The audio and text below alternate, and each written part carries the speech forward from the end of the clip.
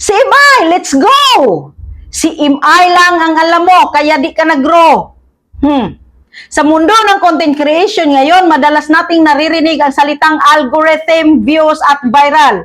Pero may isang bagay na madalas nakakaligtaan ng maraming creators, ang tamang pakikipag-engage sa kapwa content creator. Hindi lang ito simpleng paglalagay ng comment. Ito ay isang mahalagang strategy at magandang ugali bilang bahagi ng content community. Unahin natin, ano nga ba ang benepisyo ng tamang comments at engagement?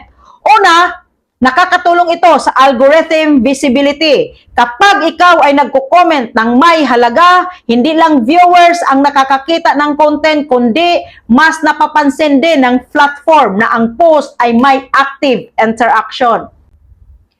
Mas nagkakaroon ng pagkakataon na maipakita ang content mo sa mas maraming tao.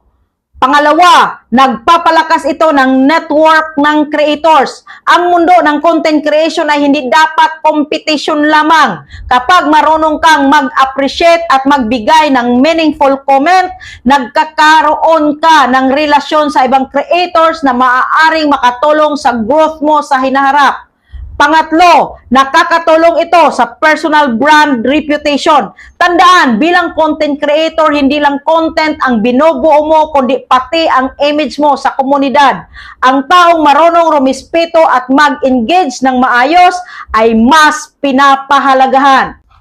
Pang-apat, nagbibigay ito ng motivation sa kapwa creators. Isipin mo, sa dami ng content sa social media, ang isang simpleng great job o makabuluhang feedback ay maaring maging dahilan para hindi sumuko ang isang creator na nahihirapan na. Ngayon, pag-usapan naman natin ang kahalagahan nito. Ang tamang pakikipag-engage ay nagpapakita ng maturity bilang content creator. Hindi lahat ng success ay nasusukat sa views lamang. May success din sa kung paano mo tratuhin ang ibang tao sa community. Sa content creation, maraming nagsisimula ng may passion, pero may mga sumusuko dahil walang nakakapansin sa kanilang gawa. Kaya mahalaga ang culture ng appreciation. Kung gusto mong lumago bilang creator, tandaan mo ito. Huwag lang maghanap ng engagement, matutong magbigay ng engagement. Mag-comment ng may value, iwasan ang spam comments tulad ng nice, follow me o mga walang kaugnayang salita.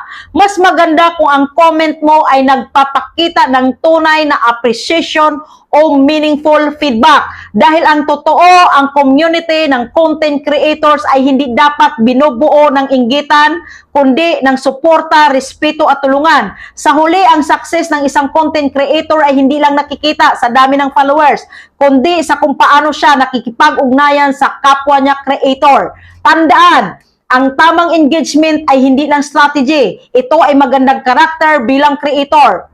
Maraming salamat at patuloy tayong gumawa ng content na may puso, may halaga at may positibong epekto sa isa't isa.